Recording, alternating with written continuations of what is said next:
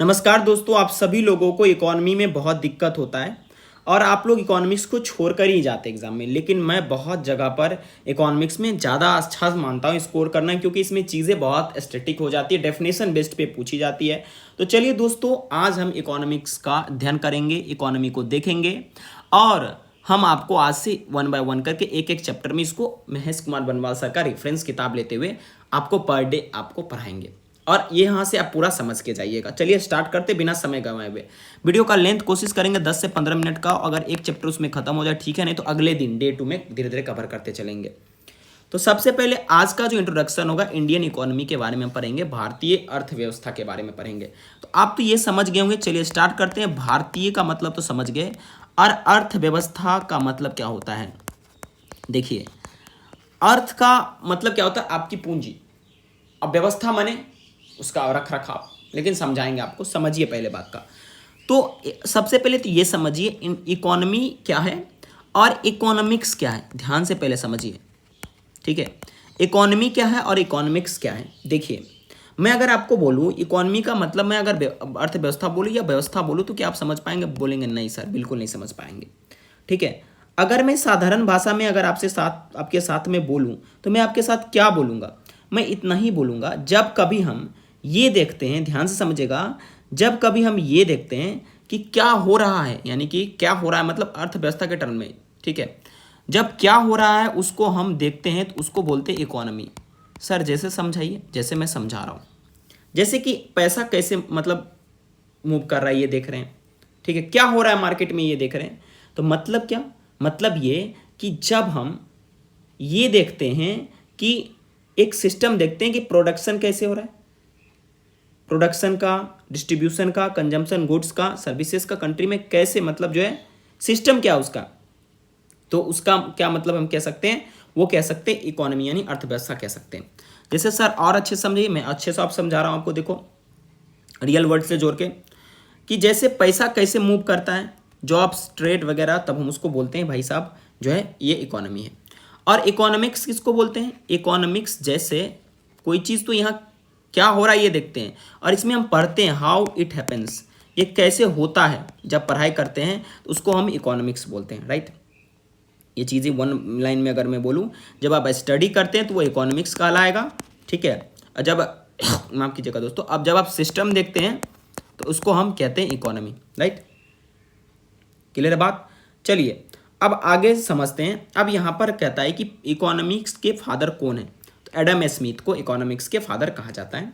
Economics शब्द कहाँ से लिया गया? तो ग्रीक शब्द से लिया गया, जिसमें इको, इस इको का मतलब होता है होम, और होमोस का मतलब, सॉरी, नोमोस का मतलब होता है अकाउंट्स, यानी कि होम का अकाउंट्स आप कैसे मैनेज करते हो उसी को इकोनॉमिक्स कहते हैं। जैसे आपके पिताजी 10,000 कमा रहे हैं, ठीक है। अब इस पैसा के साथ क्या क्या हो रहा है आप ये देख रहे हैं, ठीक है, ये इकोनॉमी कहला गया। अब ये पापा आपके कहाँ कहाँ यूज कर रहे हैं, जब इसका आप डीपली देखकर अध्ययन करते तो वो इकोनॉमिक्स कहलाएगा, ठीक है। तो which branch of economics deals with study of small individual economic units, तो माइक्रो इकोनॉमिक्स। देखिए फर्दर जो है इकोनॉमिक्स है ना, इस इकोनॉमिक्स को दोस्तों दो पार्ट में कर दिया गया, एक किया गया माइक्रो और एक किया गया मैक्रो। समझाता हूँ माइक्रो का। माइक्रो का मतलब सूक्ष्म होता है, राइट। मैक्रो का मतलब क्या होता है दोस्तों?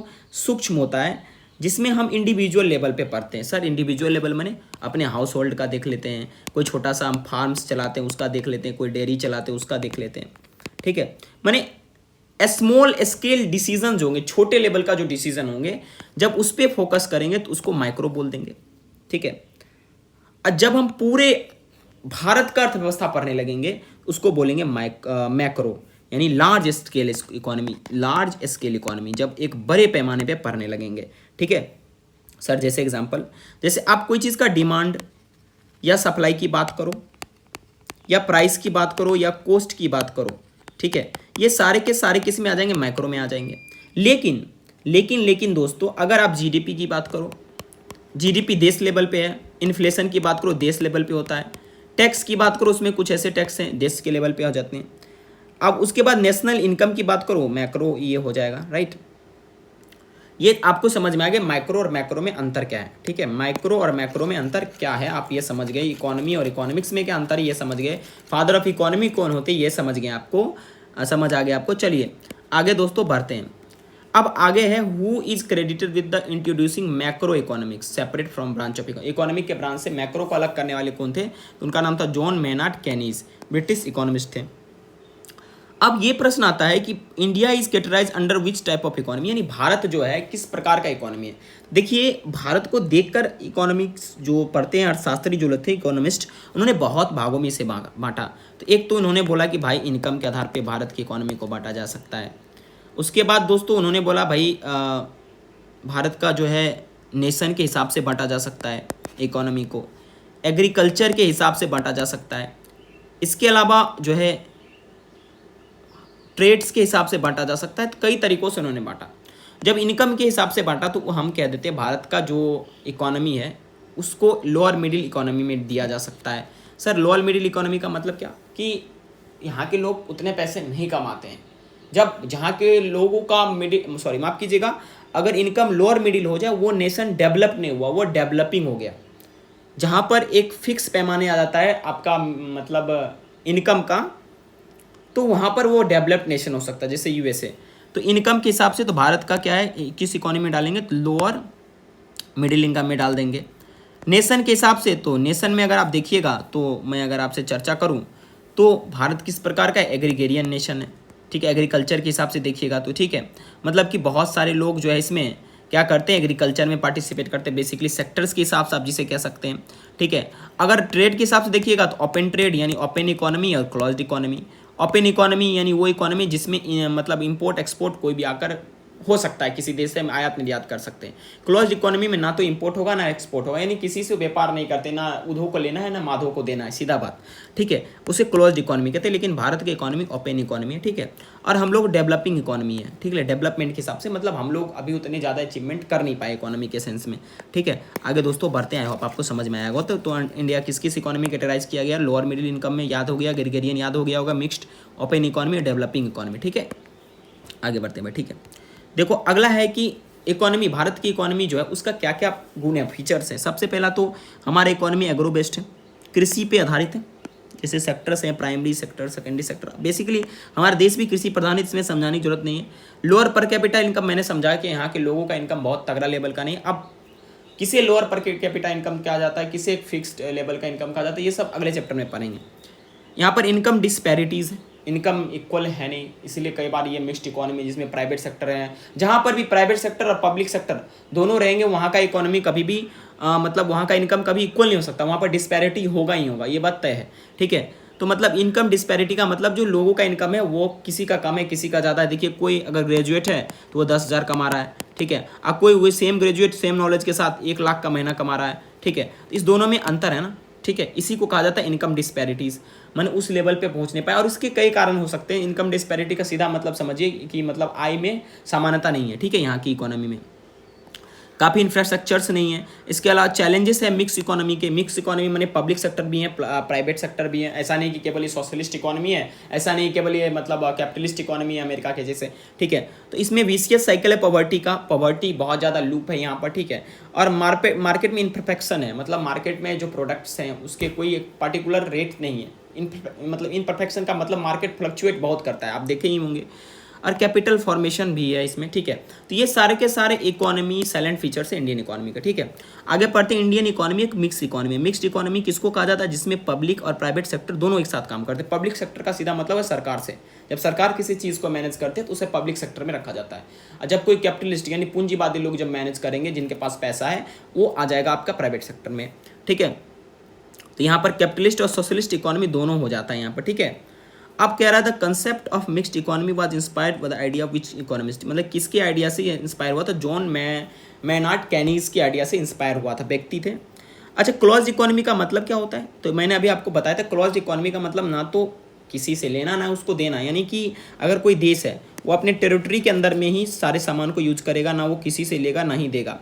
आप जैसे अगर कुछ हद तक नॉर्थ कोरिया की बात करूँ तो मेरे हिसाब से वो आपका क्लोज्ड इकोनॉमी है, ठीक है। क्लोज्ड इकोनॉमी समझ में आ गया, लेकिन कुछ चीज़ें तो आयात निर्यात हो ही जाती है, ठीक है। तो क्लोज्ड इकोनॉमी में क्या होता है, ना तो इंपोर्ट करना है ना ही एक्सपोर्ट करना, नो इंपोर्ट एंड एक्सपोर्ट, ठीक है, ना आयात ना ही निर्यात।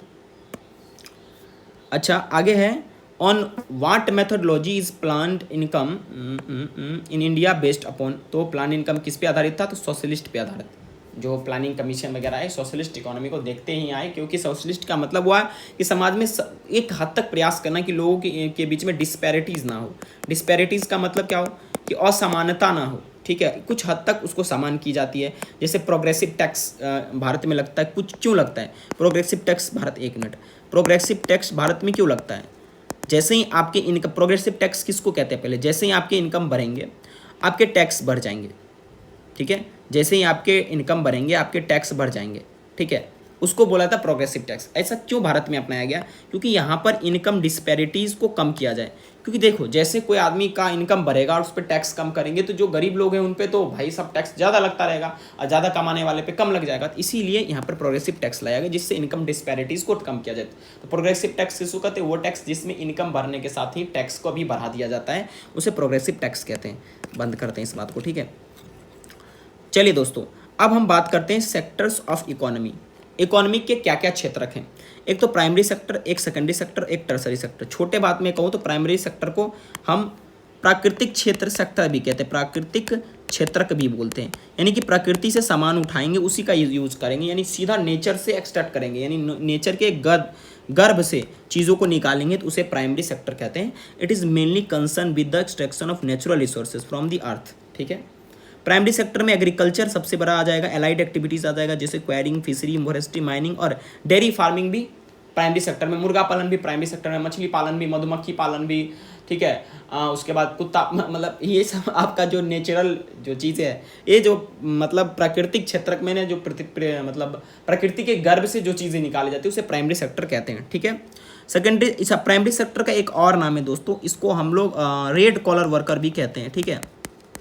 याद करने का तरीका है कि यहाँ के लोग ईटा भट्टी वगैरह पे, मान लो कि यहाँ पर क्या होता है कि मिट्टी लाल लाल होता है इसलिए रेड कॉलर वर्कर, सीधा बात, ठीक है, ज़्यादा कुछ जानने की जरूरत नहीं है। अब सेकेंडरी सेक्टर का मतलब हुआ, इसका मतलब होता है सीधा बात आप समझिए, द्वितीयक क्षेत्र।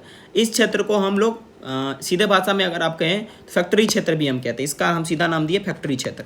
यानी सर नहीं समझे, जो रॉ मटेरियल इधर आपको मिलेगा, ठीक है, उसका ये क्या करेगा, उस पर पॉलिश वगैरह करके, फाइन वगैरह करके वो तैयार कर देंगे और भेज देंगे टर्सरी सेक्टर में, ठीक है। तो यहाँ पर रॉ मटेरियल लेते हैं और उसको कन्वर्ट करते हैं फिनिश्ड प्रोडक्ट में।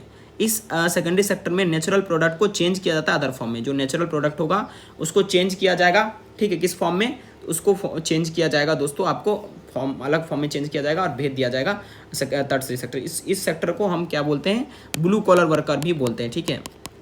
क्लियर है बात?